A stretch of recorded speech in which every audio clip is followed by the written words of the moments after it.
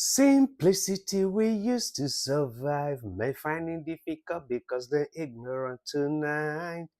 Simplicity I used to survive.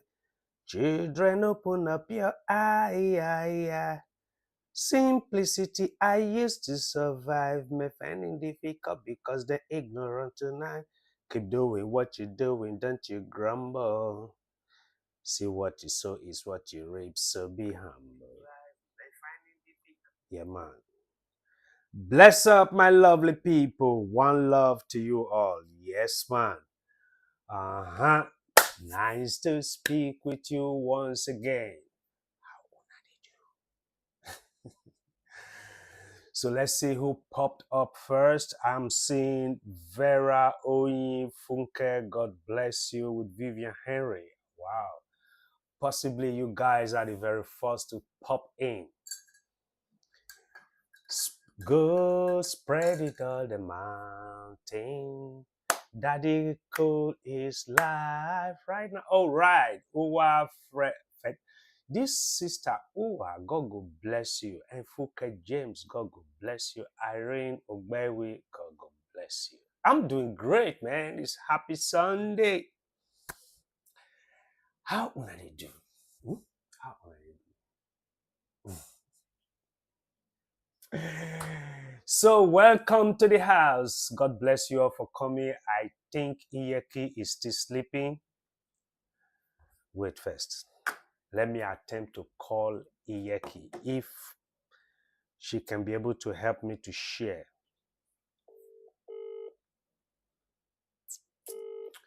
Her phone is ringing. Hello? I beg, help me share now. Are you live already? Absolutely live. Okay. Bless up. So, God bless you, lovely people. Thank you very much for joining me this blessed and wonderful morning. How are you all guys doing? I hope you all slept well and I hope you have a very nice time throughout the whole night. But then, if it has to be a whipping that you experienced throughout the whole night, don't worry, joy has come to you this morning. That's your portion. So, how una they do, lovely people? I hope una they do fine, and it's my pleasure to have you all. Let me quickly read. Yes, happy Sunday to you. That's Sister Vera Oyin. God bless you. Jessica Ofomata, Favor Usas, Marvel. See the lovely people I got in the house today, man. Bumbo club, me love that, me love that. Anyway, I get coffee with it very hot, and so I dare not, I dare not outrightly sip it from there. But I think I have espresso that is cold. Mm. Meanwhile, my coffee is still very much hot, so espresso is very thick. I just want to be awake. So, ladies and gentlemen, God bless you. Please make una share. Tell everybody. We want to talk about the 12 laws of karma. Yeah, man. There are 12 laws of karma, but the only one we do know is just the number one. But we seem not to understand the 11 of other laws that also follows from the very great law of life. So, make una dey share. We've not started yet, okay? Actually, I'm challenging Iyeki today. So, Iyeki can do... Yes, please, let me get it for you.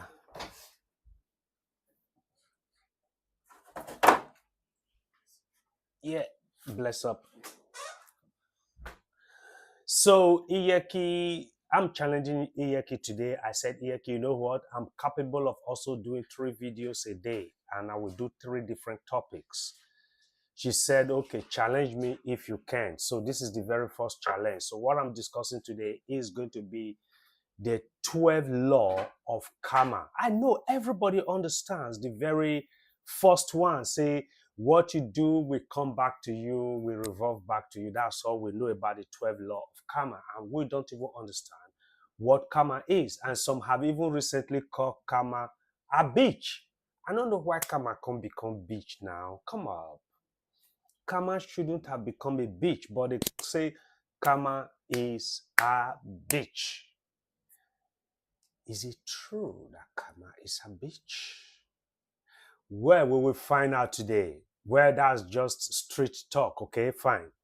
But the real karma, who is karma? What is karma? Where is it coming from? And what does it actually state? And why is it law of him?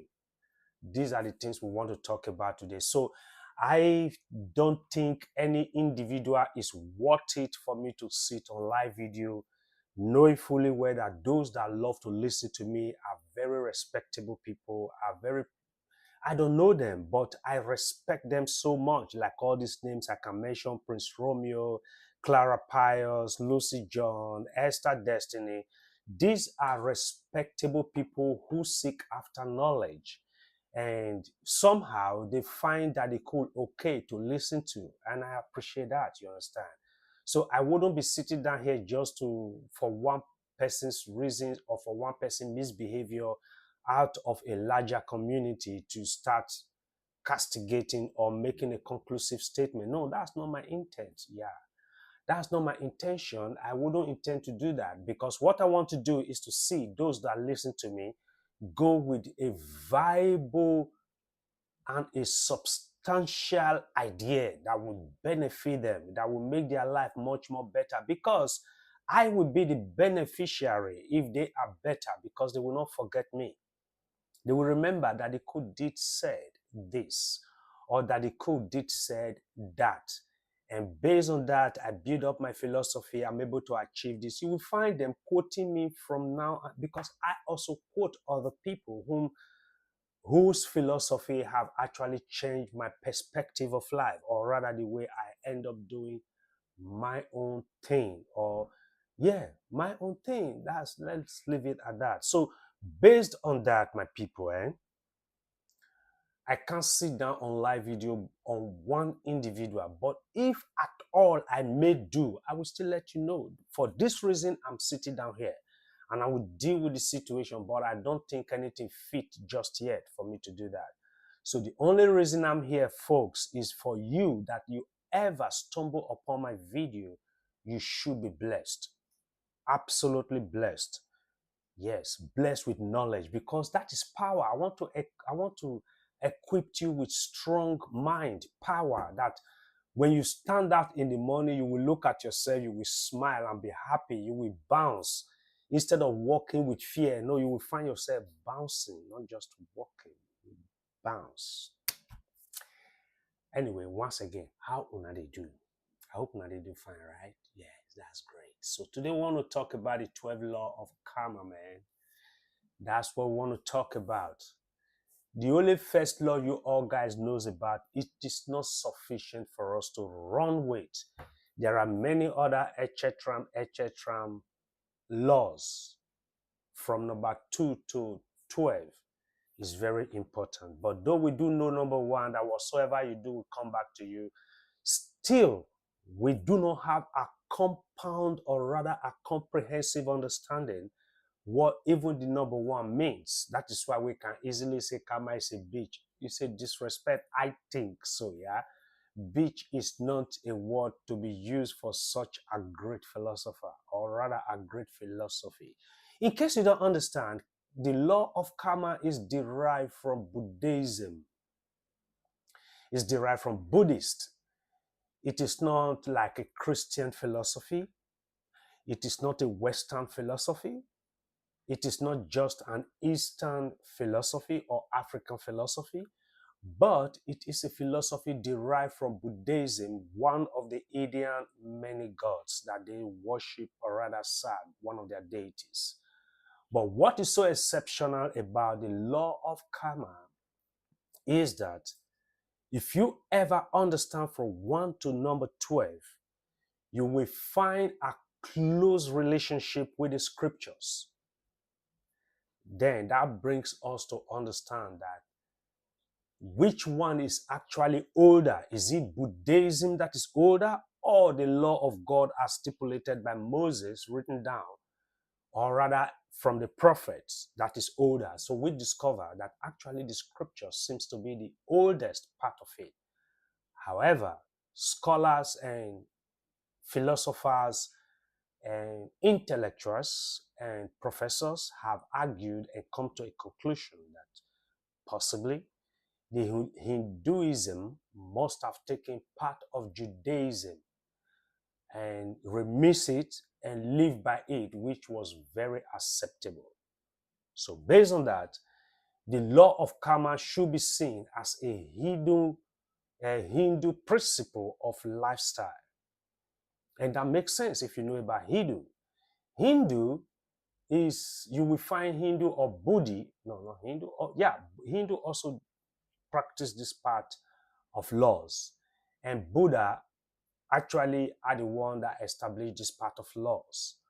And Buddha is found in Southeast Asia, most especially South Korea, North Korea, China, Japan, Malaysia, Singapore. You will find Buddhists, India, of course, the largest population we have right now. So you will find Buddhism amongst these very people. So what it does mean is this is where actually this very law of karma comes from, so that you understand what governs their own religion is what we're actually going to read.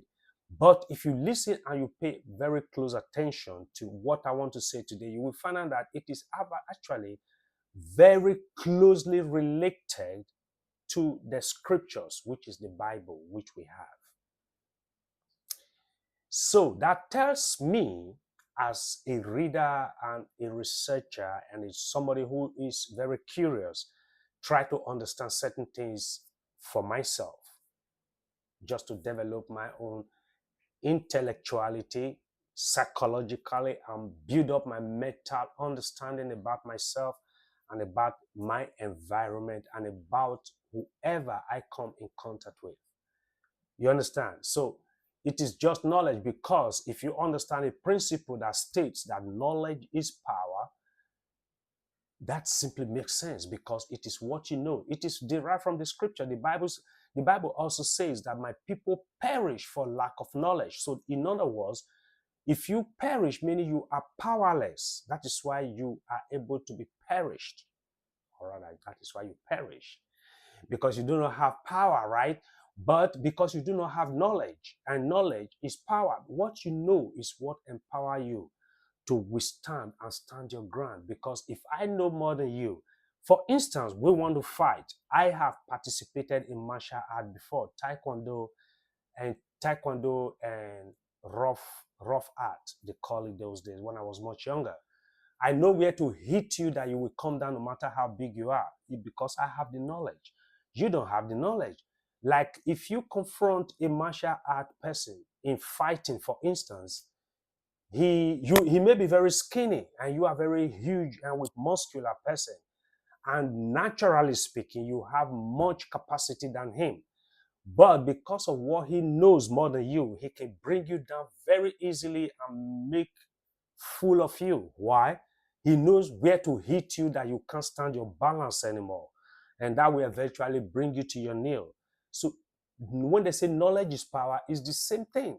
So if you are psychologically sound and mentally sound and top notch, many talks cannot bring you down, or rather many things cannot even impact in your life. You will laugh at them. You will see them as a ridiculous stuff, or you will see them as something you shouldn't give yourself to. Why? You know much more than that. But if you don't know up to that, those things will certainly govern you. Then you are very close to be perished. That's what the scripture says, that my people get perished on daily basis. They die for nothing. They become slaves to rubbish for nothing. They submit themselves, they subjugate themselves to idiots for nothing, because they have no knowledge of themselves. They have not acquired knowledge. They discard knowledge. They don't respect knowledge. They don't want to acquire knowledge. They simply open their mouth and blah, blah, blah, blah, blah. And that has not stand the test of time. So my people always understand that knowledge is power. And if you see anybody willing to share knowledge with you, please accept that knowledge in good faith. Forget about the person sharing it. It doesn't matter whether you hate me or love me. Please take the words I have said. It will only be good for you, yeah? So, today we are going to talk about the 12 laws of karma. Thank you very much. I'm seeing substantial amount of people watching on both sides, both from YouTube and from Facebook. God bless you. And if you're watching me for the very first time, my name is Daddy Cool, the husband of Iyeke 1 billion. Yes, so na me now. So, God bless you all for joining me today, and we are going to be talking about the law of karma. So, when I actually put up that post, the law of karma, so many, I saw a post, the person was like reacting in a very negative way. No, you misunderstood. That's why you need to get some knowledge and understand exactly what are going. Don't live by your own understanding. You will be misled and go into the ditch. If I say the law of karma, I am not Mr. Karma. I am not the one that wrote the law of karma. It is not my religion either. It is already there before I was born. So that I have studied it and I want to share with my lovely lovers who lovely loved me. So it is my right, and it is the right of my lovers and my followers to also understand in deeper terms what the law of karma actually entails. And I will read out for you. Okay? The law of karma is also refers to as the great law, in the sense that it is called a great law because there are a great lot of population following that very law in their life. Those are the Buddhists, the Buddhism religion. Yeah. The great law, sometimes referred to as the law of cause and effect. So, in other words, we have always heard that action that you put forth, there is always a reaction. Those that have studied chemistry will understand that whenever they put forth a chemical action to derive a reaction, to find out what will happen, if two chemicals are put together, what can they possibly derive? That could be their envisage before they started that very experiment. Whether good or bad, they will definitely get a reaction back. Either the reaction is negative or it could be positive, as the case may be. So the same thing with the very first law of the law of karma, which depict the law of cause and effect. So the cause in this case should be seen as action put forth, and the effect is the reaction derived from the action you put forth. It might not be understandable just yet, but don't worry. We will come there, yeah? I'll continue to read. This is the primary law of the 12th law of karma. According to the great law, you reap what you sow. In essence, what you put out into the universe will be returned to you. Think of the great law as a universal echo. What you put out there returns to you. If I want to quote my senior brother and uncle, Majek Fashek, Send Down the Rain, he said, you don't expect to sow cassava and reap up cocoyam, and you don't expect to sow rice and reap up cassava. Whatsoever I and I sow at in this world, so shall we reap. I, man, live a man, I've got a lot of work to do. Send down the rain. So what it means is, anytime you plant rice, you are certainly going to reap rice. You understand that? If you sow a stem of cassava, it is cassava you will reap. Okay, let's bring it to our daily dealings with each other. Don't forget, this law is not different from what Jesus said. Do to others what you want others to do back to you. So in other words, sow in the life of other people what you want other people to sow in your own life as a person. This has nothing to do with community. This has nothing to do with any group you belong to. This is purely individualistic. It has to do with you as a person, and it has to do with me as a person. It is a personal call. It is not a collective call. No. You understand that? So if you now sell your soul for a collective reason, you will get a collective punishment. Why? You discard yourself collectively because you collectively join a specific group to dehumanize yourself in the real sense based on the law of karma, that what you sow is what you reap. So in this case, you make your sowing depending on other people, not on your own personal self. So what you're going to reap back is a collective punishment. I hope you understand, yeah? I'm not preaching, it's just expatiating on the law of karma, what it is actually. So if you understand it in detail, so you wouldn't be calling karma a bitch, because karma is very angry. Yesterday, karma called me and said, the way they are calling me, karma is a bitch, I don't like it. So I have to plead with karma on your behalf that sorry. They don't understand that you are actually not a bitch. So let me explain to them. So henceforth, after explaining to you, I hope you wouldn't call karma a bitch anymore. You don't understand it. That's why you call karma a bitch. Karma can never be a bitch, man. No way. Continue. Yeah.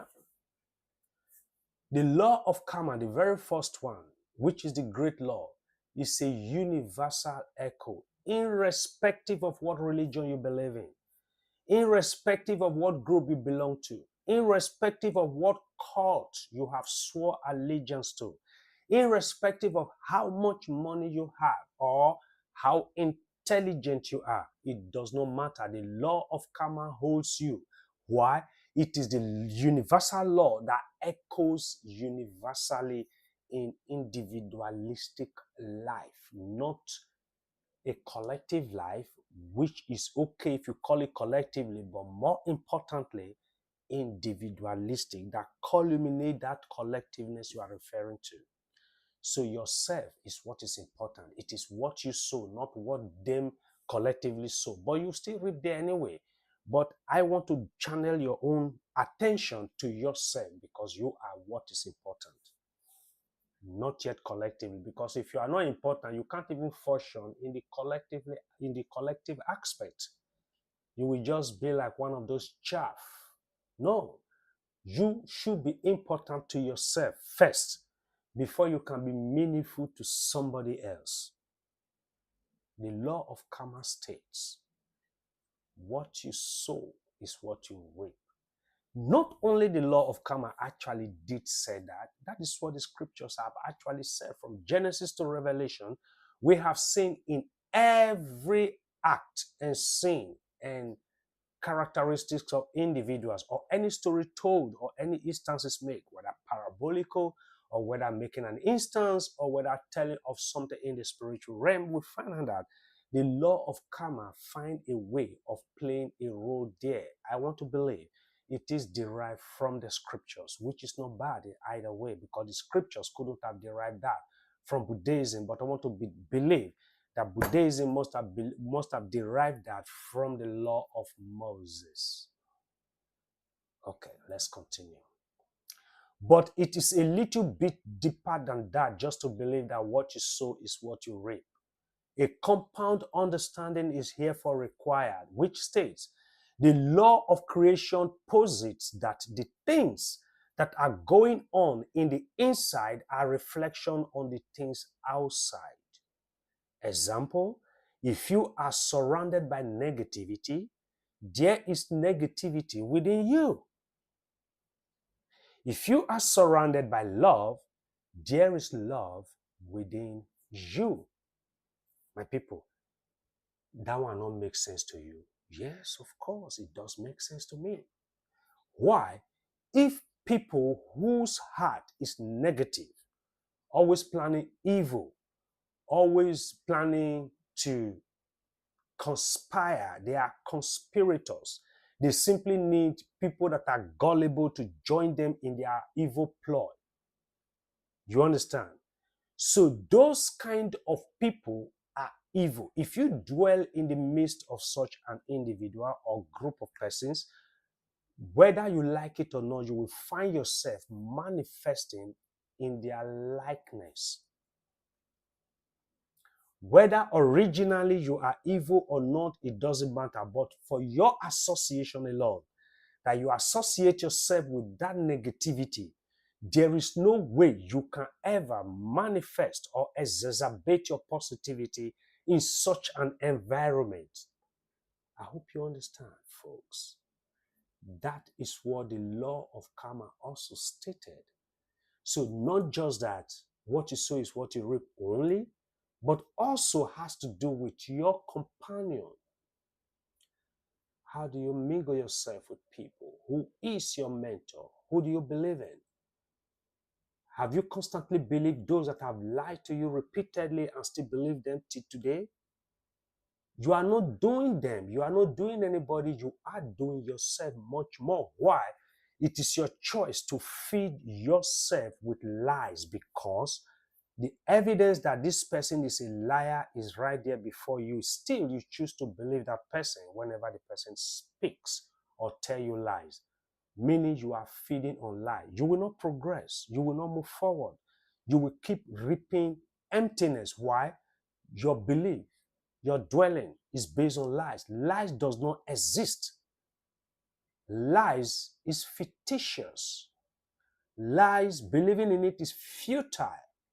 It will not earn you anything meaningful. So I would rather want to position your mind to profit, profitivity, so that you will profit in anything you do. That when you choose to look, you will profit from your looking. Yeah, you are a human being. You should progress. You should be dynamic. Don't be static. Don't be gullible. Don't stack yourself to negativity, because it will not benefit you. That is also what the law of karma is talking about.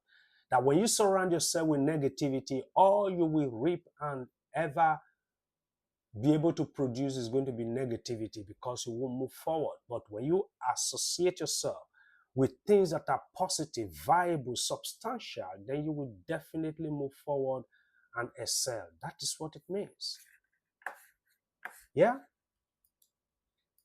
So that is what the law of karma is talking about in the first one.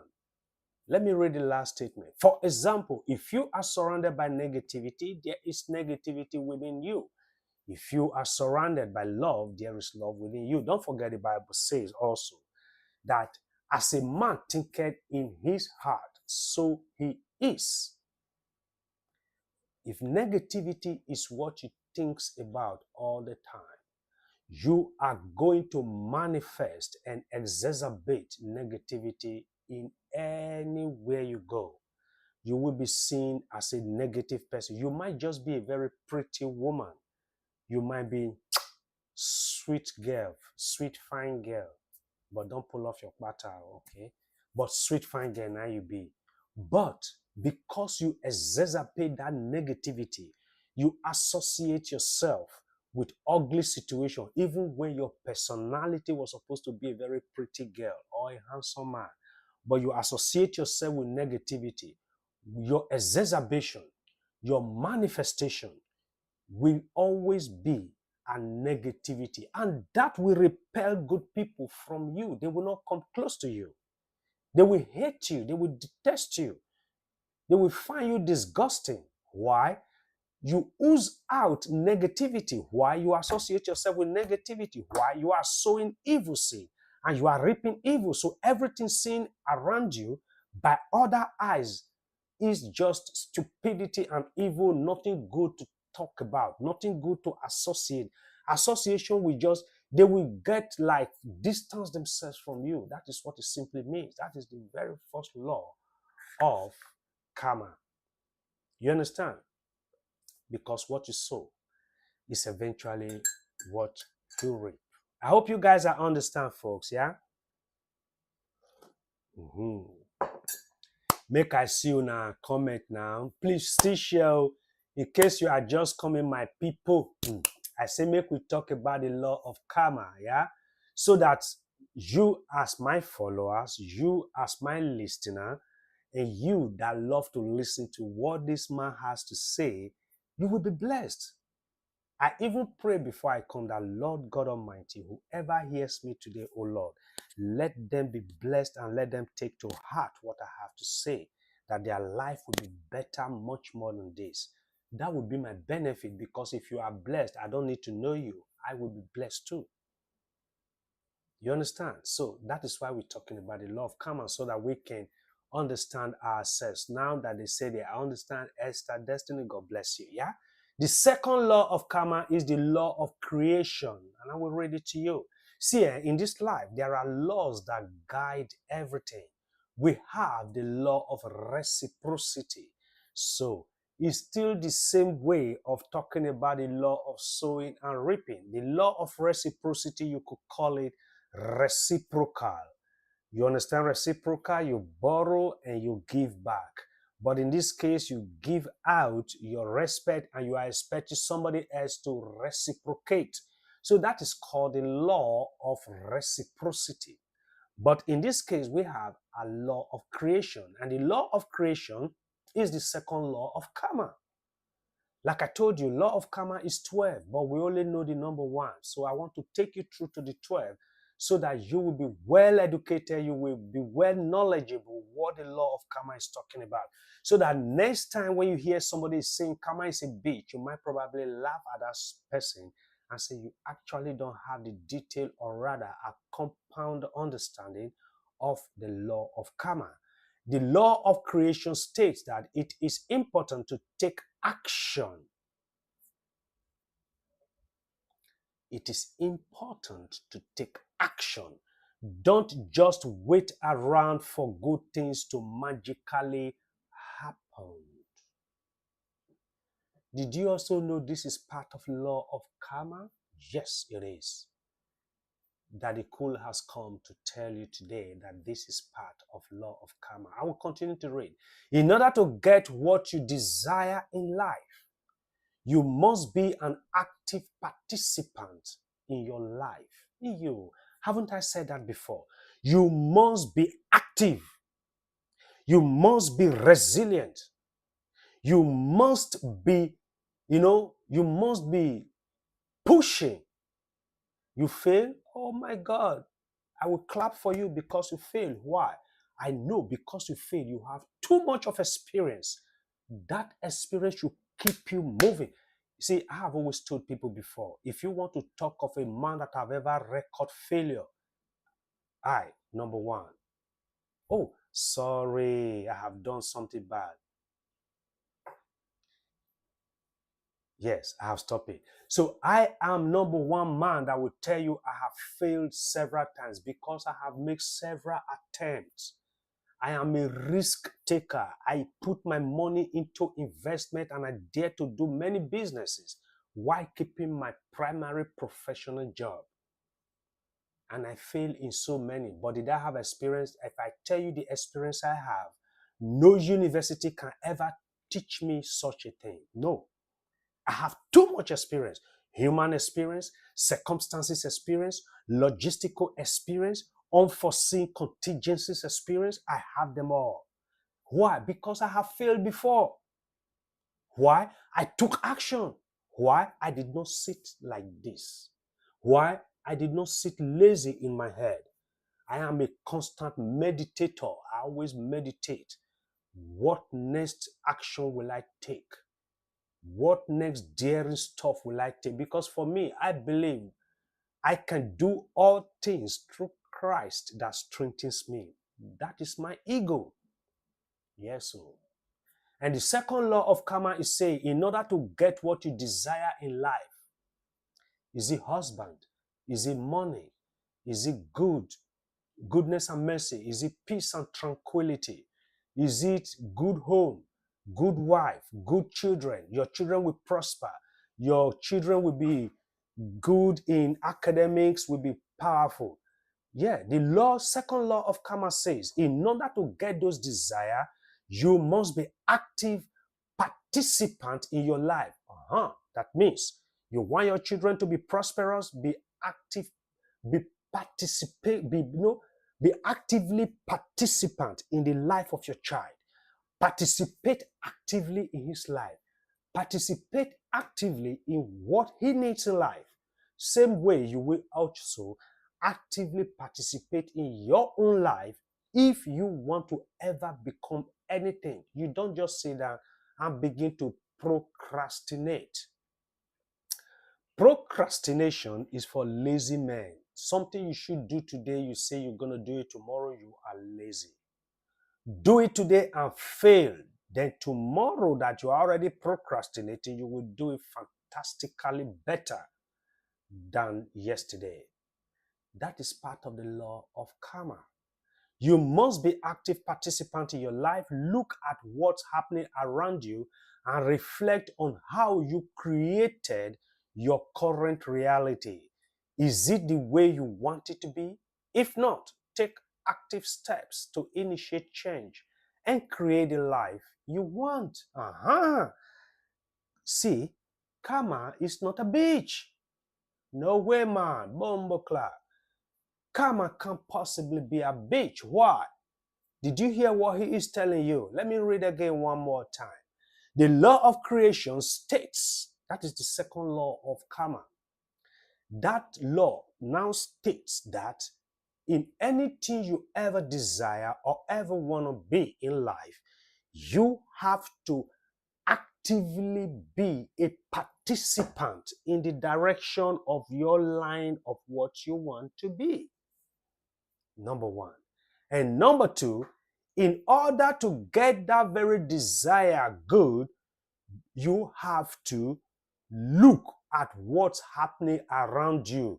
What does that mean? Get knowledge. Understand what is happening around you. Understand what is, manifesting around you, how people react around you, how situations react, how the whole things are put together. Don't wait for somebody to tell you or give you a narrative that you should believe. You are a human being. You are the one responsible.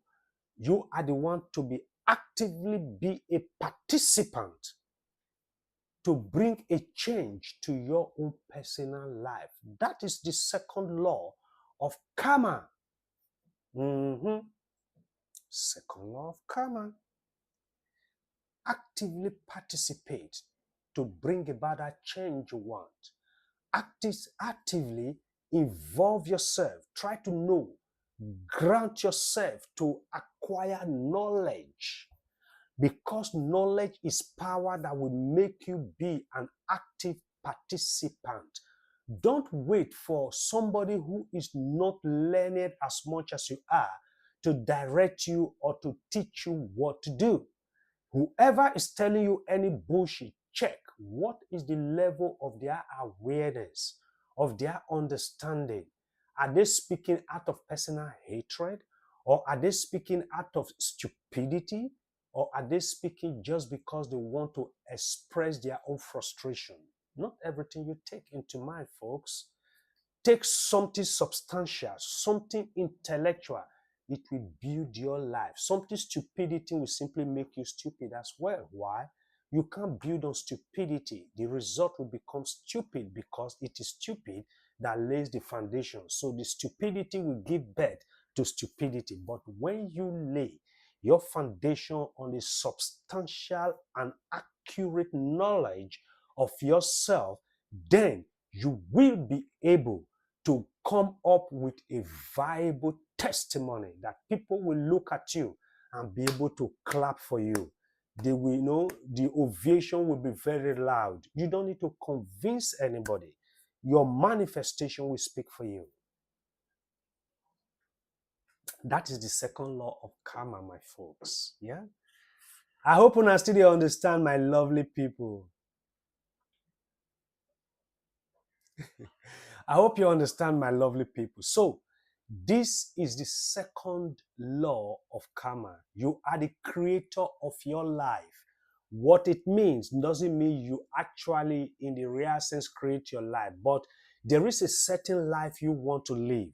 It is not God that will send Angel Gabriel or Angel Daniel, whoever, to come and help you to create that life. No, it is you that will work it out so that that life you want or you wanted, you will be able to attain it. It is achievable, it is attainable, it is doable. But it all depends on you. What is your mindset? Are you gullible enough to believe people discourage you? Let's say, for instance, folks, to buy house cash, it is achievable, it is attainable. People have been buying house cash for years. People buy house cash in Nigeria. In Africa, people buy house cash. Most people don't even go to mortgage. It is only in Europe mortgage reign. And still the same people that came from Africa down to Europe here that have already bought homes cash in Africa, why do you think they cannot buy house cash here? We bought our home cash. My solar panel is cash. Am I the first person to do it? No. I might be in the number 2,291 position that have done it. A lot of people doing it. Somebody inspired me. It's a Nigerian, not a ghost, that inspired me that we should do what we did. So, according to the law of karma, if you ever want to achieve anything, you have to participate actively in the line of what you want to achieve. Don't follow group. Don't mingle your participation with group. No, that's not what it's talking about. It is individualistic advice. It is a philosophy that channeled to your individualistic benefit, empowerment, mentally, psychologically, and otherwise. You understand? So it's all about you, not about collective stuff. That is what the second law of karma actually talks about. So let's talk about the third one. The third law of karma states the law of humanity. And that makes sense because there is no way the first and the second will appear and humanity will not come into play. Humanity is very important. Why? I am human. I need you. Even if you think you hate me, I still need you anyway. You need me even if you think you hate me. You need me anyway. Because if you don't have me, who would you possibly hate? Let's say you like to hate, so you need me to be happy at least. You need somebody to be hated. But I need you to love you because I need somebody to love. Yes, I have so much love and I'm willing to spread my love around. I don't withhold my love because my love is very sweet. So how can I possibly keep such a sweet thing to myself? No, I want to spread it around. I want to share that love with you because I know my love would benefit you. It is what I have, I can give. And that is called humanity, yeah? Let's read what the law of karma states regarding humanity. The law of humanity states that we must accept what is. It's futile to fight against the thing you have no control over. Ew. Folks, I have seen people kicking against the brink. You can't fight against anything that you do not have control over. I can't fight against your character and attitude. Why? I do not have control over your attitude and character. It is peculiar to you. It is yours. It is your property. I do not have control over it. So why should I fight you because you are like this or you are like that? That is where people don't understand. That is why people spend time doing the wrong thing. You know, you cannot fight me because I have dreadlocks, because it is not within your power to ask me to cut it off. It is within my power to either get rid of it or to retain it. And for now, I am retaining it regardless. Did you see? So even if you are fighting me, cut it off, you only won out because you do not have power over it. It is my decision to say yes or no. And my decision is no, I will keep it. It's mine, it's not yours. Okay, so the things you do not have power to control, don't kill yourself over it. And that also tells, I will also use this at some point later in our discussion, not today, maybe it's at some point I said, to encourage you how to deal with your spouse and your children and your immediate friends. And I would derive that from the law of humility states that we must accept what is. Anything that be has to be accepted because it is still also not within your power to change it or to bring any update to it. No, it is what it is. Accept that first. If you do not accept that, you can't possibly deal with what is already. You understand that? Okay. Because it's going to be futile to fight against the things you have no control over. Why is it going to be futile? A futility is something that will not yield any tangible result. It is futile. It is not viable. It is not with a good result, and the result is also futile because it is never going to be a good result or any result of any meaningful, positive thing that could possibly bless anybody. Yeah? They simply are what they are.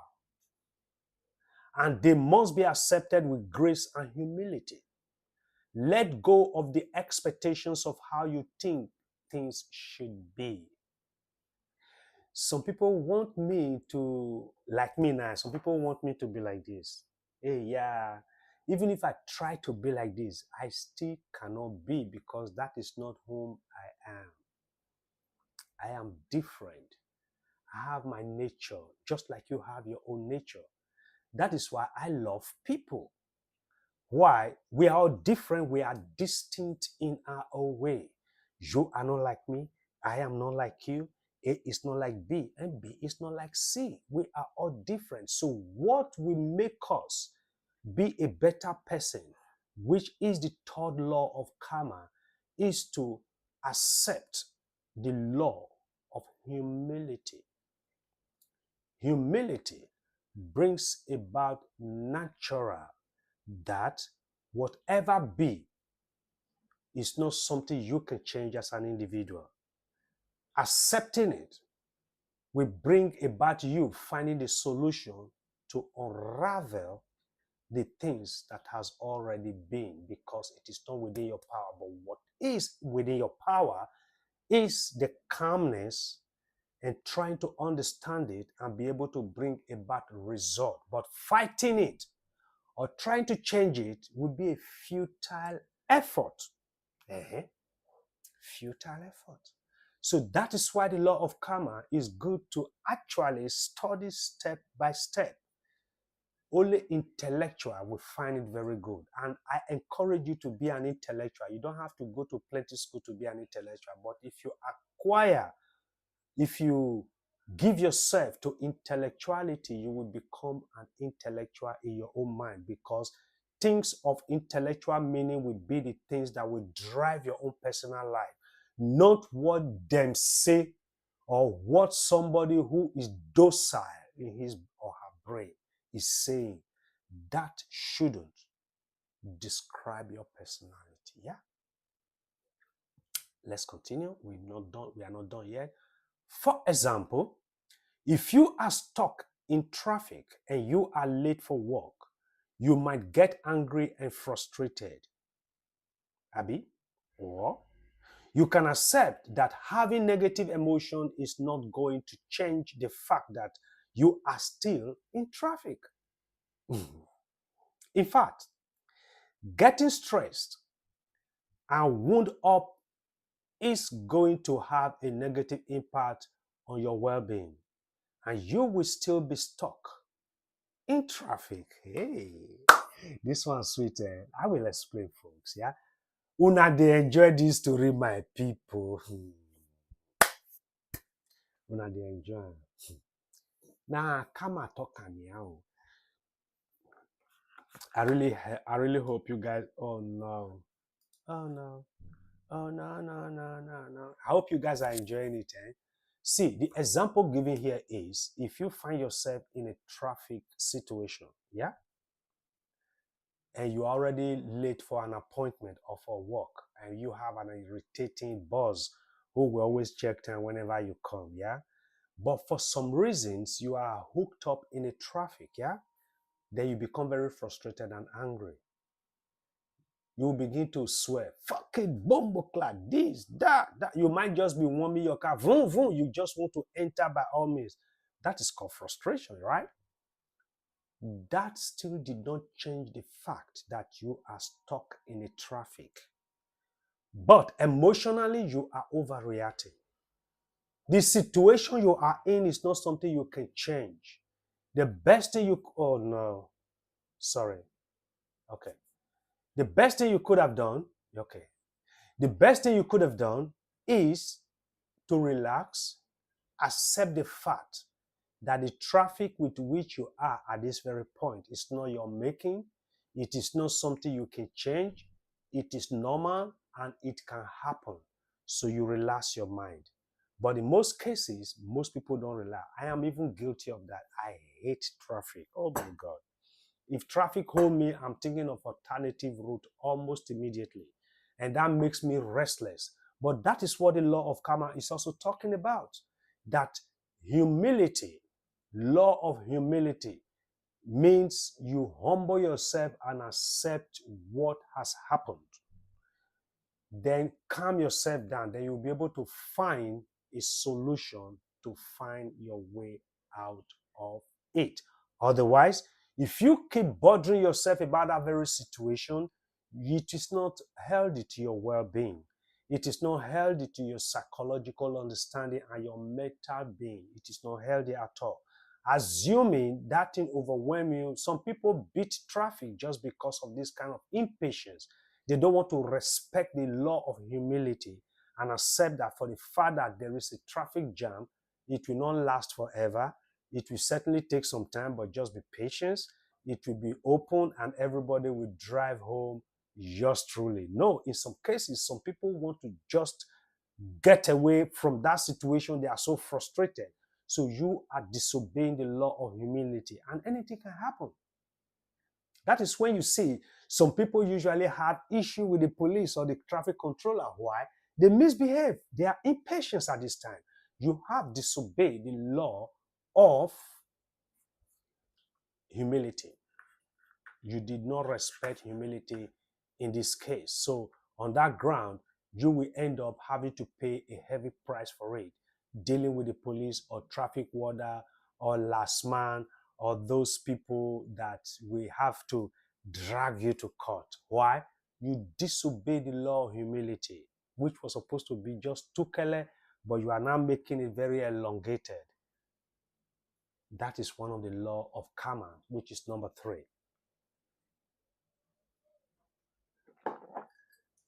I hope you guys still enjoying it too. Now Sunday, I still have 2 other videos to do because now challenge me and Iyeki. I am challenging Iyeki, say I can also do 3 topics a day. Though I'm already getting exhausted, but we could not tell Iyeki, otherwise she will laugh me. Now, number 4, the law of growth. There is a law that guides growth. The law of growth teaches us to change ourselves rather than attempting to change others. The law of growth actually states that we should attempt, okay, though we may not be able to 100% succeed because we are human, but we should first of all attempt to change ourselves as a human being before we will ever attempt to change others. That still have a kind of a resemblance to what Jesus said, that we should remove the log in our eyes before we speak about the logs in other people's eyes. So you can see that the law of karma is actually having a very good relationship even with the scriptures we believe in. So the law of growth teaches us to change ourselves rather than attempting to change others. This law maintains that growth starts within. So if I want to ever be or rather bring a change to my society or to make every other person better, I have to first of all showcase myself as somebody who have changed, or somebody who have something substantial and tangible to offer to the community where I belong to. Now, proving and showing that the change within me have made me to be a different person, having something to offer to my own immediate community. So, in other words, the growth of any community starts from individualistic. You still see everything boils down to individual, personal. It is not a collective thing yet, because if it has not starts with individual, the community cannot possibly be blessed. No, because it is 1, 2, 3, 4, 5 individual that culminate a community, that builds up a community. So the goodness and mercy and the good behavior and behaving in the law of growth, and first of all, making yourself a changed person before you can ever attempt to tell it to somebody else, like what I'm doing right now, it starts by individual. So when those individuals stand as pillar, it will definitely shine in the immediate community. That is how it works. So if the individual is also corrupt, you will find a whole community dirty, filthy, which we call botanically enefiete, very fiete. You understand? So the law of growth actually states that the law of growth teaches us to change ourselves rather than attempting to change others. This law maintains that growth starts from within. You have to grow first before your growth can impact the life of other people. So when I see some presenters, they say they are presenting, I begin to wonder, no, you are simply on live video cursing somebody else's out, because there is not even anything growth about you as an individual. You have not grown. You are not dishing out anything that will make anybody grow. But if there is anything, you're killing the society, because what you're dishing out is evil. What you're dishing out is derogatory to your own personal society and community and the tribe you belong to, which is very sad. But I can understand why they can freely do it, because they are docile in their memory.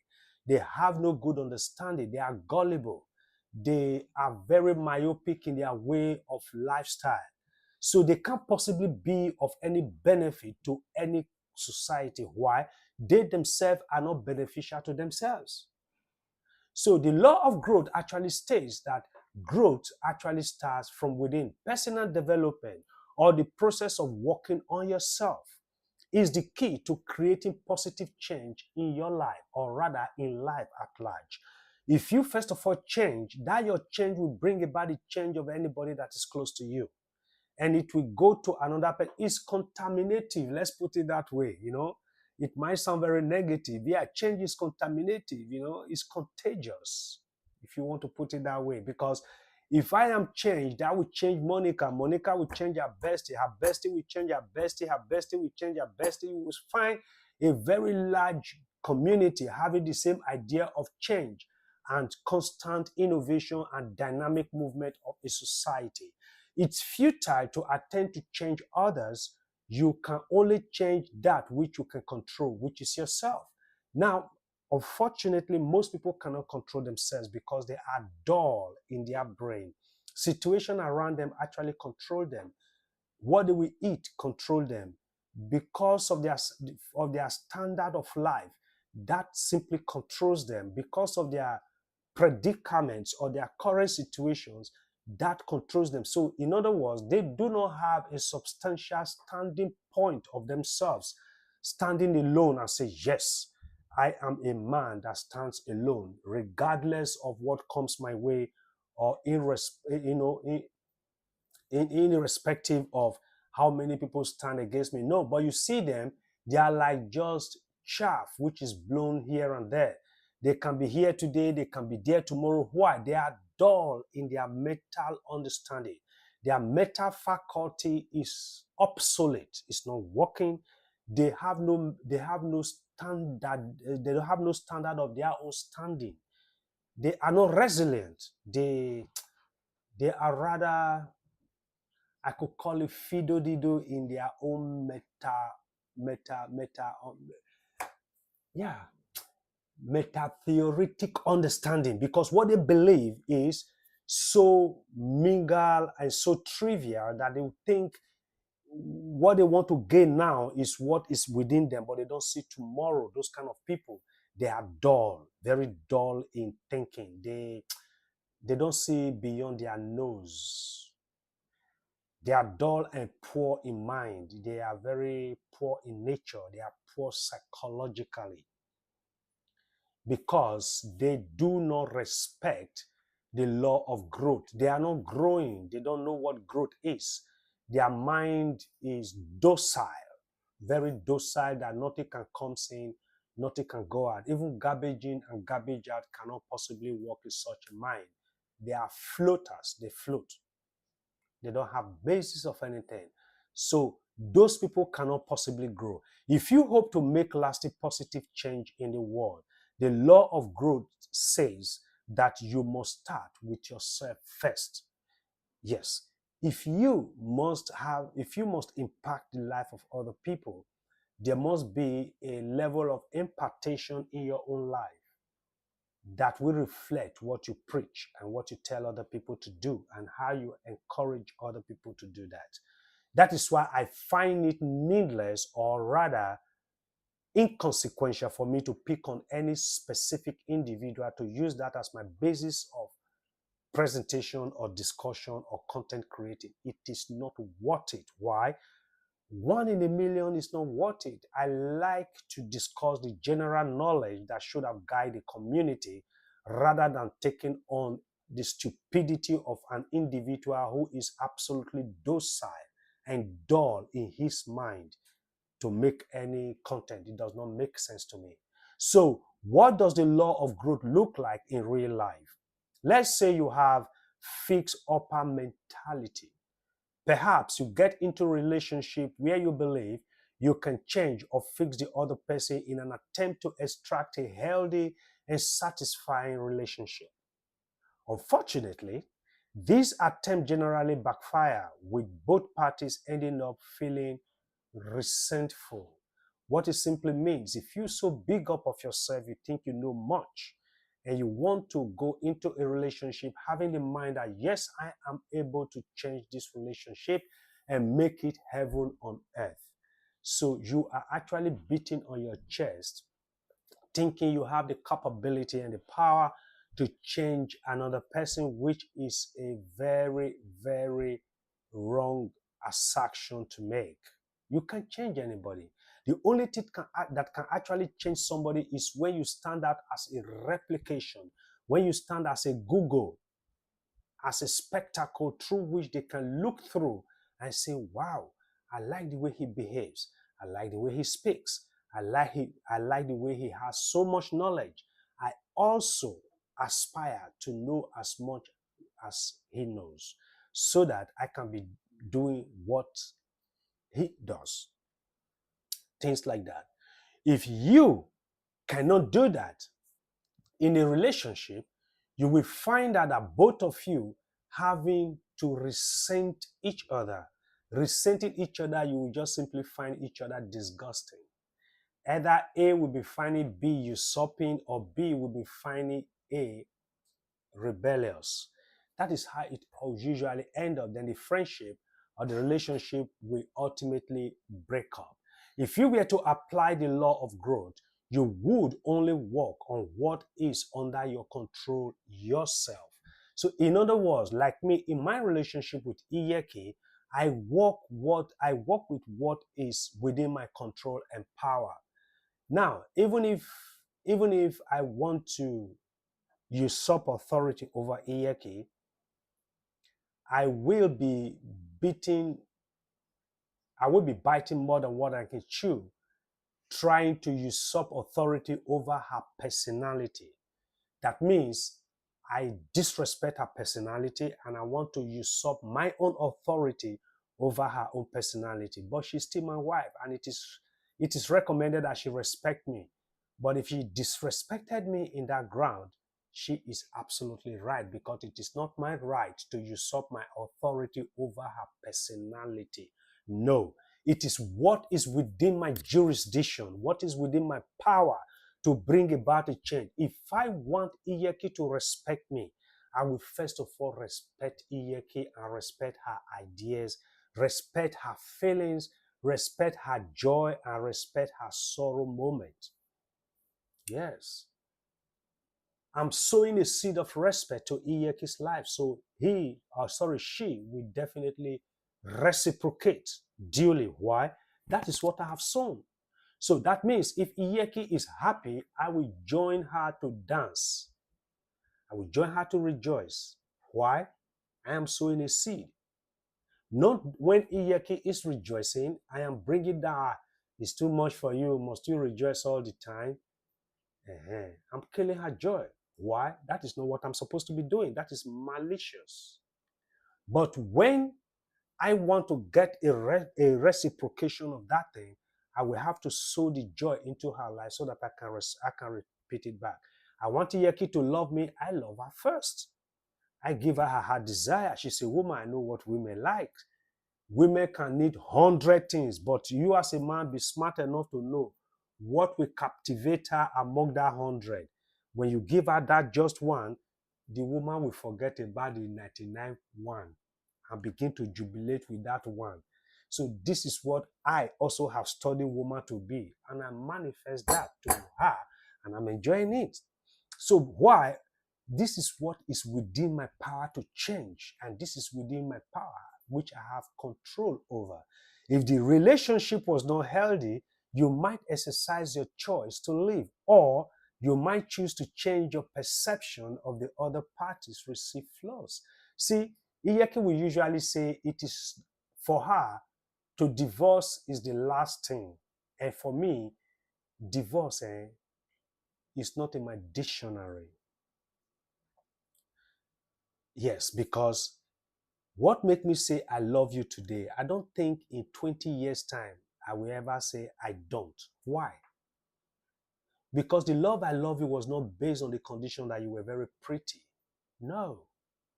It was not based on the fact that you smile very well. No. It was based on the fact that you are a woman that I should love, number one. Number two, you have everything every other woman else has. So even if I was not going to love you, I will end up loving another woman that looks like you. So now that I am loving you, you have everything else that every other woman loves. So the thing is standard and natural, not to change, man. Because in 100 years' time, you will still remain that same woman. It is not because of your smile nor beauty, because you are a woman that I am supposed to love. Do you understand that? Because smile may change sometime. That beauty may fade at some point. The koi may drop at some point. Ikebe may not bounce anymore again at some point. So if I am loving you because of the Ikebe where they ring bell, then at some point that Ikebe is no longer ringing again. Then the love would diminish. Right? No. The totality of your being as a woman that God has created for me as a man is what I love. Whether all those factors are now retiring, the koi is retiring, Ikebe is retiring, there is one part that will never retire, intact. That human being that you are, that woman that you have been when you were much younger, is the same woman you are now that you are much older. So the love will last longer because the condition is in its entirety. It is a compound condition. It is a totality condition. It is not a condition based on one part. Or this, I like the way you walk. Assuming the madam not come, they walk away, walk again. So that means your love will diminish. I like the way you smile. What about sometime when the madam is not feeling good and she has no reason to smile and she frown her face? Would you hate her that time?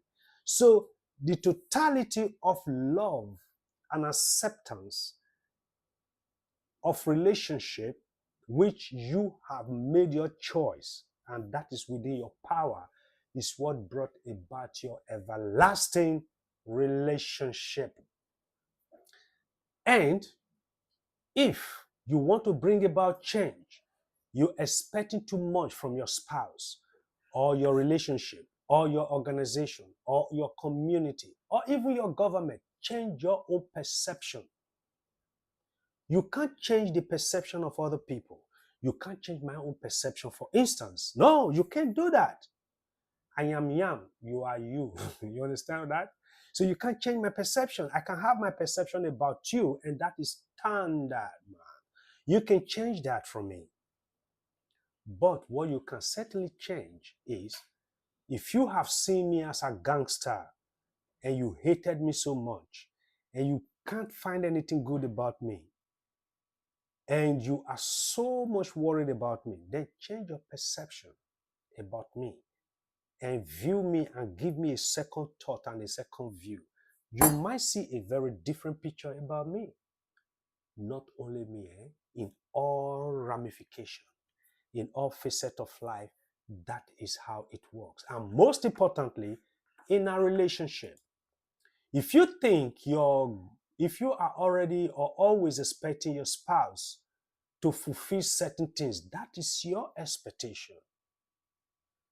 How about your spouse not even knowing that you are expecting this from him or her? For instance, you always expect your wife that anytime you come home, hug you, kiss you, honey, do you want to do first, or you want to bath first, or you want to eat first? Giving you choice. Do you think it's every woman that have that culture? No. Not every woman know how to do that. Some women just, oh, honey, you're welcome. How was your day? Fine. Bam. Situation continue. So, hey, hi, what's up? How you doing, baby? Good. You box each other. Some are expecting kneeling down, regwe, lamogun or lamomila, whichever way. See, if that is what you are expecting and it is not forthcoming, then you change your perception. Why? You are writing law and ordinances for somebody else in your own mind. And you are angry because what you wrote in your own mind, the second person who knew nothing about what you are writing, is not fulfilling your heart desire, and you are angry. You will burn up quickly. Why? You do not respect the law of growth. If you want to outgrow that kind of situation, first of all, change your perception and begin to view that same situation differently and give it a different angle view. You may be able to see a different picture. I hope una dey understand now, make it not be say I'm only just talking and nobody is understanding. Because my sincerest desire is that, hey, that's my Rasta sweetheart, Iyobusa. That's my sweetheart. That's my sweetheart. Much hugging, mama. Love you, mama. One love. So this is what you should do. Then number 5, yeah? The law of responsibility. Many people are very irresponsible. It is not insult. It is not a cause. It is not an insult. Because if you are not doing what you're supposed to do, you are simply irresponsible. So if you are not responsible, meaning you are irresponsible. You are the sole owner of your decision and deeds and the consequences that result from them. So the consequences of any decision you make, whether you decide to betray, you decide to disrespect, you decide to curse, you decide to lie, you decide to do anything in life, the consequences will come back to you as an individual. It will not come to me because it is your responsibility. So the law of responsibility is part of the law of karma. And that is the number 5 of the law of karma. So we have to be responsible for our actions. Anything we do, we are responsible for it. The law of responsibility asks you to acknowledge that everything that manifests in your life is the direct result of of the decision you have made. So in other words, if your marriage is not going on well, first of all, blame yourself. Don't blame your spouse yet. Why? You decided to marry and it fails. So that means the decision and the manifestation of your decision is solely within your own decision that you have made, is within your hand.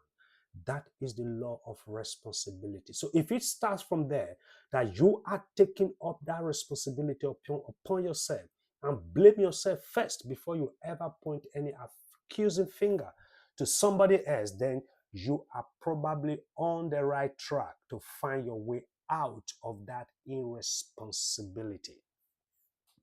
Yeah? You must own complete responsibility for how you have arrived at where you are. Many people have arrived in a messy situation because they were not responsible enough. Many people have become a fido-dido characteristics because they can't stand their ground, because they are very dull in the way they behave.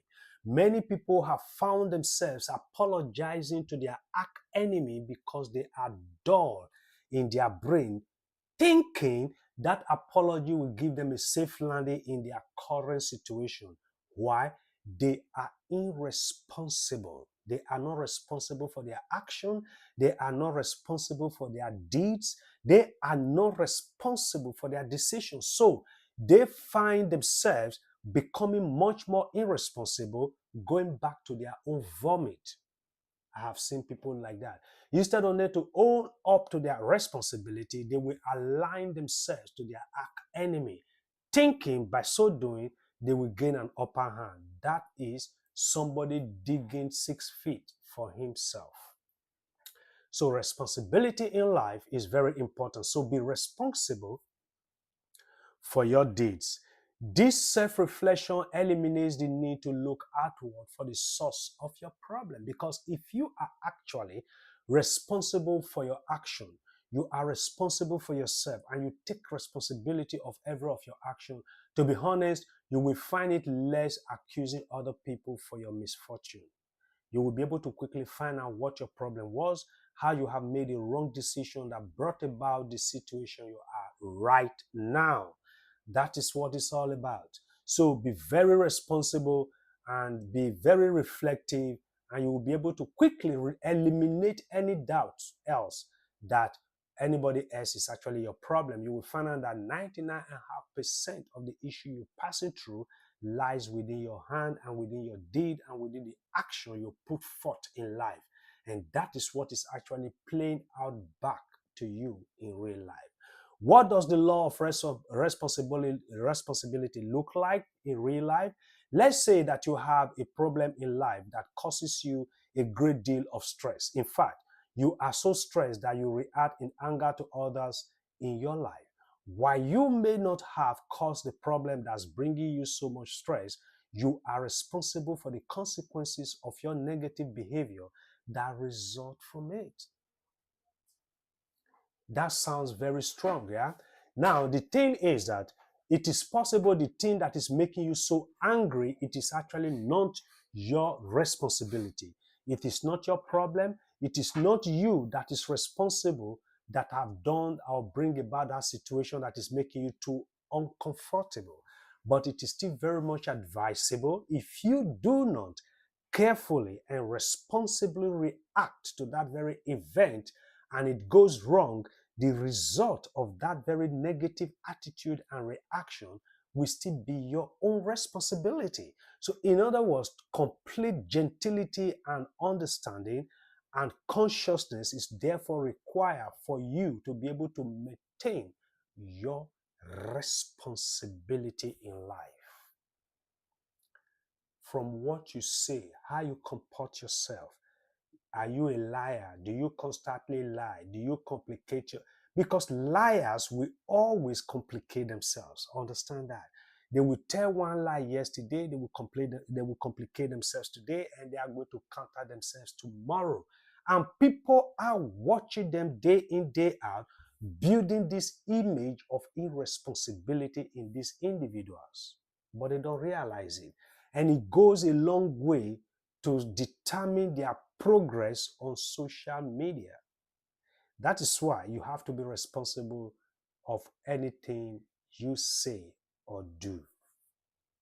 Let's go to number 6, the law of connection. The law of connection. My people, una still they understand. I hope I'm not speaking too fast or too long, right? I hope I'm not speaking too fast or too long, right? The law of connection is one of the 12 laws of karma. The law of connection is based on the principle that everything is connected. This includes the past, present, and future. The law of connection is connected. The present, the past, and the future. They are interwoven to each other.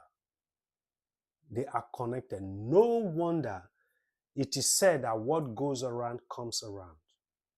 No wonder this confirmed the very first law that whatsoever you sow is what you reap.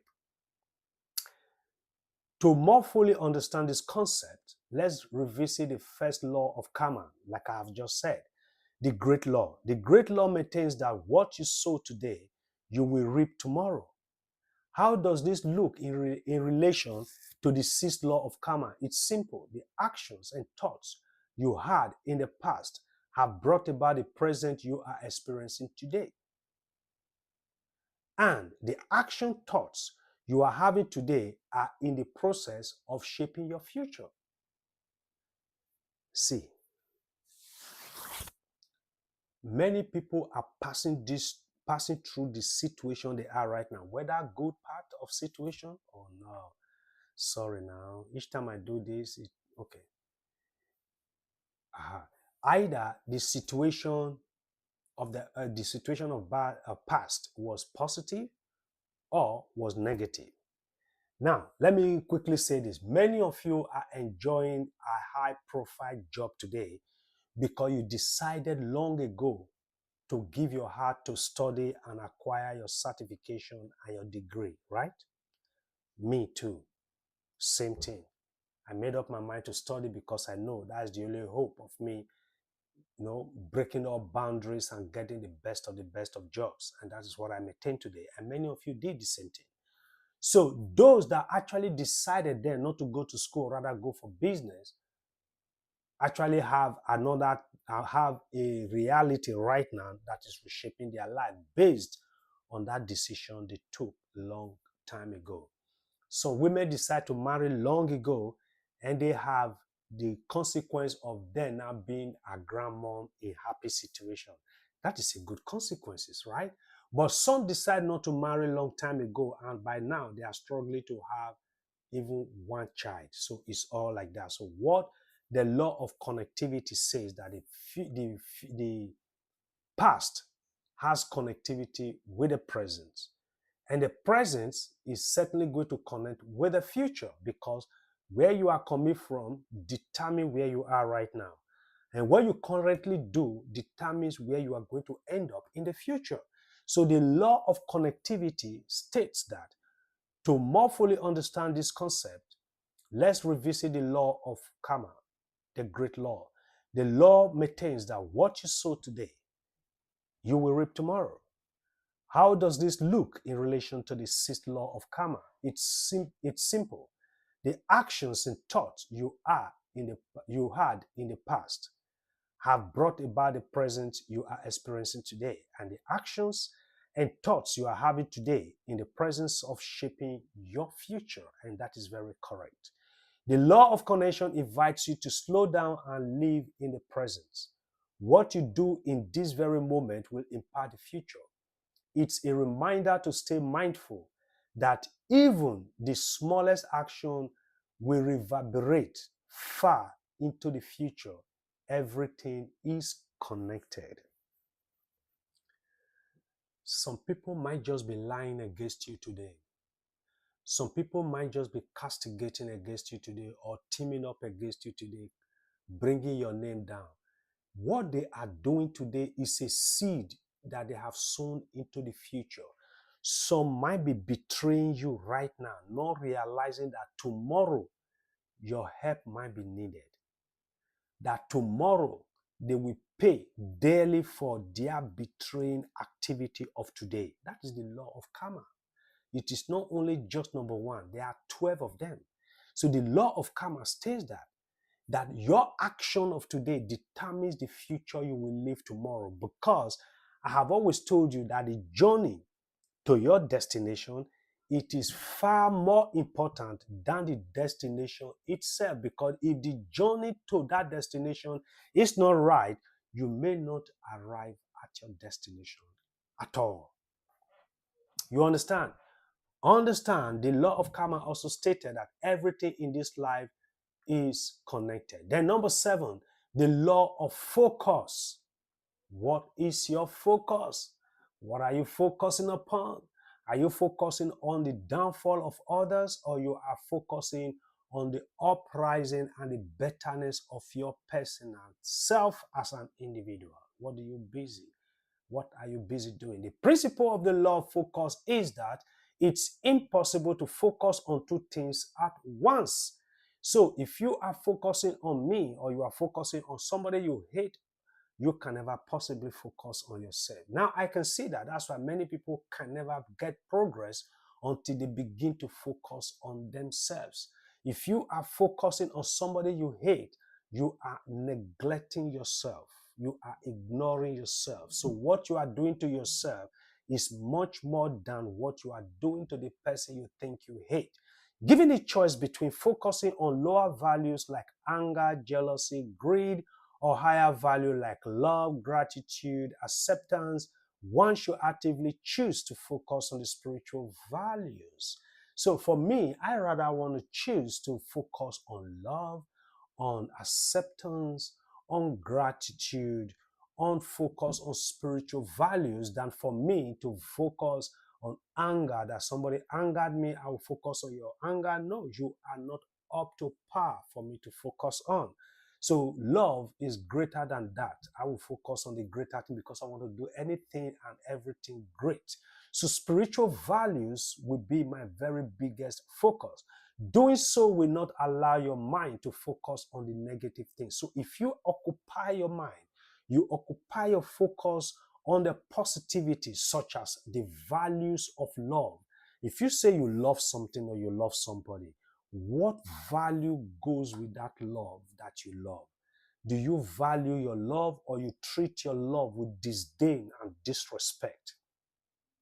I rather want to treat my love with much value and respect. So if you are so grateful and you keep that gratitude and acceptance in your heart, that means you have strong spiritual value. Then your heart will always ponder on a positive thing. Your heart will have no reason to be dealing with negative stuff. That is the difference. So when you are constantly busy with that negative thought, with that positive thought, there is no way negative thought will have a way or a room in your heart. Why? You are a positive oriented individual. You have built yourself in most holy, positive way. You meditate upon positivity and you eschew and reject anything called negative. Based on that, your focus is apt and absolute, determined to bring you to a good end. Mindfulness is at the heart of attracting good karma. Learning to focus your intention in the right direction is the first step in manifesting manifesting. So what it means is, if you focus on yourself and your intention, focus on it and be able to navigate yourself through the right direction, then you will be able to have a good focus that will benefit your life. In the words of Tony Robbins, who is also a very great philosopher, your life is controlled by what you focused on. Is it not true? Yes. Your life is controlled by what you focus your attention on. Real life. Yes. If your focus is on negativity, you will find yourself manifesting negativity. If it is focused on positivity, you, you will find yourself, sorry, manifesting positivity. That is how it works. So, Tony Robbins, who is a great philosopher, was not wrong. He said, your life is controlled by what you focus on. So if you focus on making money, you will find yourself that most of your discussion is what is the next investment, where is the next place to get this money from, things like that. So vice versa. If it is to bring people down, you are always looking for people's story, the very dirty one. You are taking their picture, zooming it, looking for a very little error to nail them with. So that means your focus is very negative, and that negativity control you. So everything you do is to see something wrong in other people, or rather debunk the blessing and the achievement of other people, to say what they say they have, they do not have it, because your heart is filled up with negativity. Your focus is negative, and that is the orientation of your heart. That is how every intellectual people sees you. So in case you think you are doing something valuable and substantial, you could better clap for yourself, because intelligent people see you as a very big bitter soul who hate goodness and love evil. And that is what you attract to yourself, because that is what the law of karma states. Then number 8, the law of giving and hospitality. And this can also be referred to as the law of reciprocity. What you give is what you take. So it's always boiled down to the very great law, which is number 1. The law of giving and hospitality is the 8th law of the 12th laws of karma. The law of giving and hospitality maintains that selfless acts are the true measure of our intention. So if you are a giving type, it is not only money. If you are a hospitable type, it is not only when you build a home for a person. You can hospitalize somebody in discussion, giving your ear for somebody to speak to you, hospitalizing, giving good advice, giving. So in other words, the law of giving and hospitality is one of the law of karma, that the law of giving and hospitality maintains that selfless acts are the true measure of our intention. It's not enough to talk about be generous. This law posits that our actions are the true determinant of our beliefs. So in other words, the way you eventually believe, manifest yourself or relate with other people can determine how people will judge what you believe as an individual.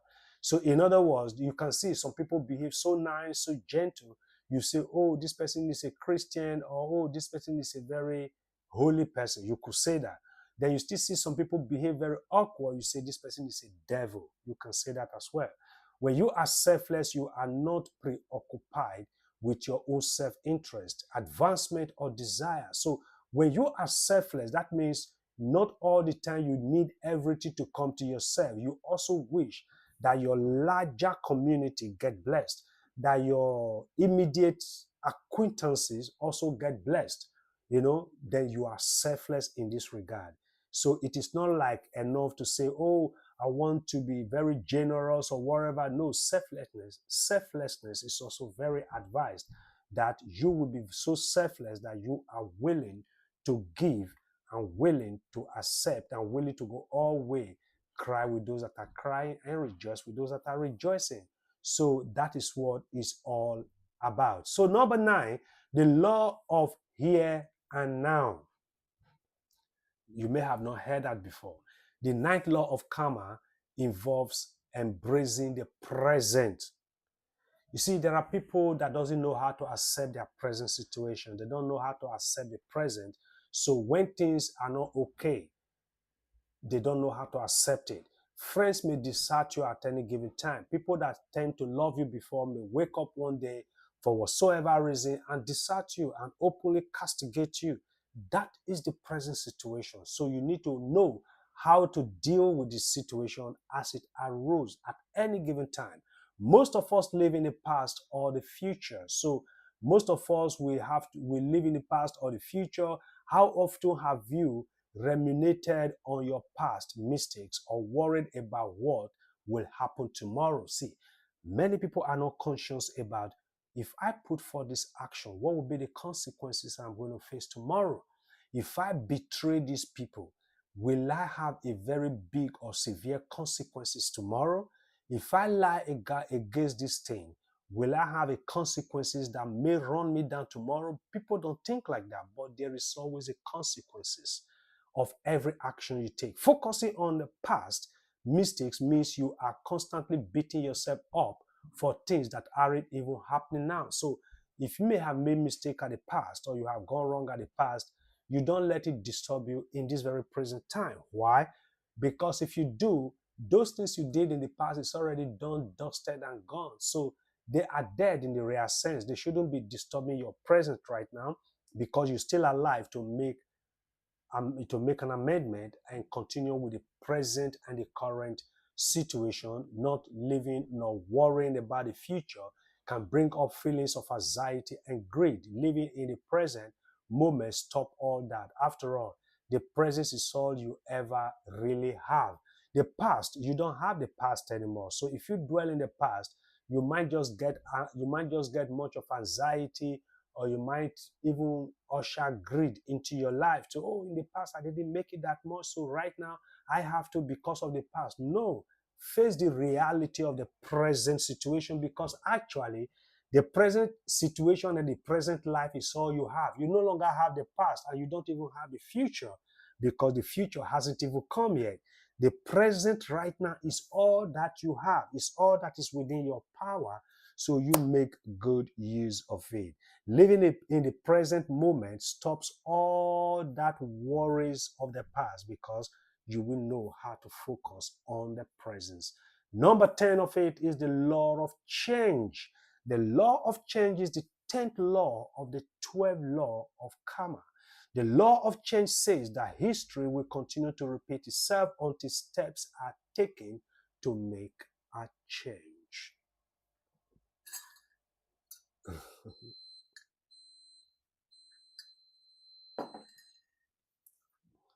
History stands to repeat itself until man stands out to effect a change. Otherwise, that history will keep repeating itself again. This law says that all action springs from desires. Yes. Those that betrays anybody desire to either cover their own lies or prove a point. Whichever way is their own personal desire. So that is where it all comes from. This says that all action springs from desire. The stronger the desire, the stronger the action precipitated by it. It is an action is repeated many times with a strong sense of desire attached to it. So anybody who is carrying an action to lie against you or to run you down or to tell false story about you have a desire to break your morals, to break your popularity, to break your integrity. That is his own desire. And his desire to do that is an anticipation that when he does that, he will be able to have an upper hand over you. So that builds up over time that all kinds of lie can be told against you. So this is just the action these people try to bring about. If an action is repeated many times with a strong sense of desire attached to it, it manifests as a habit. That is why you find people are habitual liars, habitual betrayers. They betray everybody and anybody they have ever been a friend with. They will always end up to be the Judas Iscariot. They will always betray. Why? They have habitually, repeatedly do that strong sense of desire of trying to get filthy lucre, very futile benefit that will actually not really be a benefit to them. As they gain velocity, can dull your thinking and influence your decisions. This is known as being on the wheel of karma. So those people who are constantly increasing their velocity to make sure they are able to bring down somebody else by lying, by castigating, telling wrong stories, and rough information about that person, they are rolling in the wheel of karma, trying to effect something that is going to be ineffective. Number 11, the law of patience and reward. Very important. Obedient pays, humility pays. They make you to be lovely to God and to man. But pride and disobedient are empty and vain. They will give you much sorrow and poverty too. The law of patience and reward involves staying consistent in pursuit of your goal.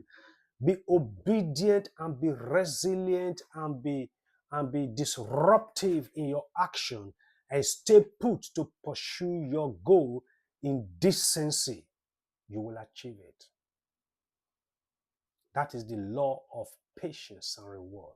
There is a great reward in patience. If you are patient for the blessings of the Lord, you are patient to your own dreams, you are patient in resiliency and working towards your goals and your dream, there is no way you will not meet up with your pursuit of your goal. You will meet it up absolutely. That means committing yourself to a sustained effort over a prolonged period of time, and be patient while manifesting results. Most dreams does not come just today, or does not come just tomorrow. But are you working towards it? Then stick to it. Are you fighting for it? Then don't ever turn back. You want to achieve it, then fight for it so strongly that fight for it like there is no tomorrow. Fight for it as if that is the only thing that you live for to achieve. And you will manifest the positivity of that result. The 11th law says that if we remain consistent in our good karmic deeds, they will eventually accumulate good karma. It's possible that the accumulation of good karma will take time, but eventually consistency of good karma deeds reaps the reward of good karma. In other words, in a nutshell, let me just paraphrase that. If you stick to good karma, it will accumulate. It may not manifest just immediately, but it will accumulate. And when it starts manifesting, you will definitely reap the dividend of the law of karma, and you will not regret it eventually. You will be so happy that you stick to the law of karma. And the last but not the least, the number 12 and the last of the law of significance and inspiration. The law of significance and inspiration.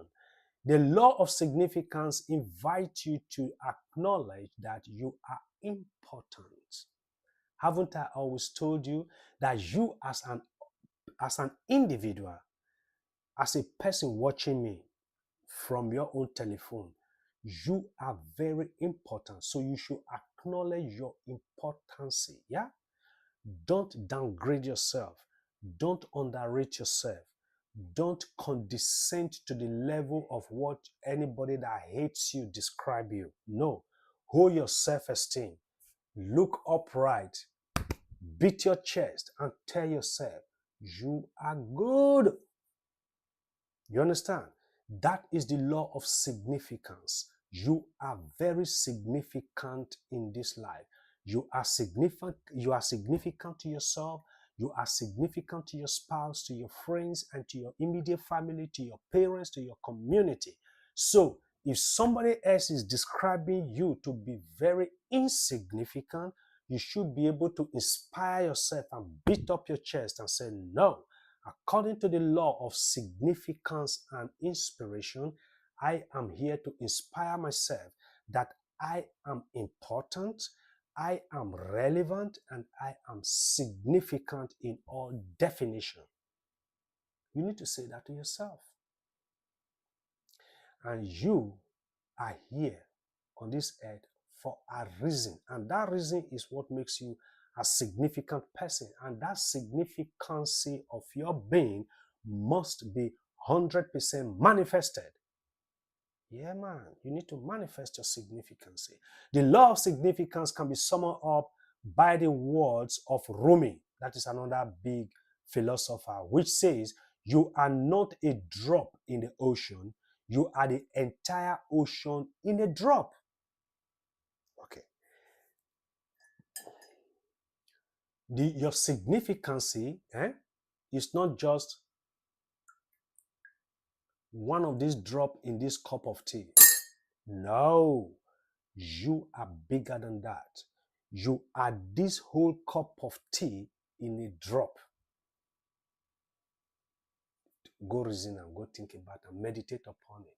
You are not just a drop in the ocean. You are the ocean itself that should be the drop of anything else. That is what it means.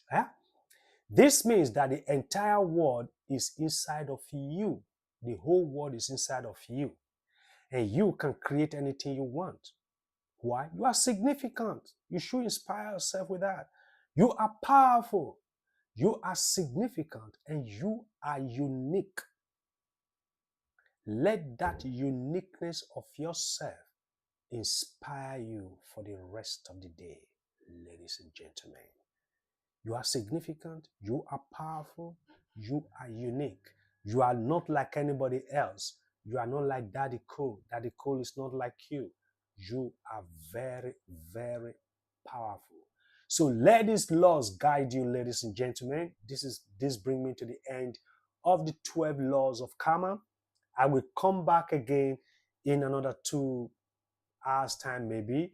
I'm coming to play an audio in continuation of the Apostle Chinyere Chibuzo gift.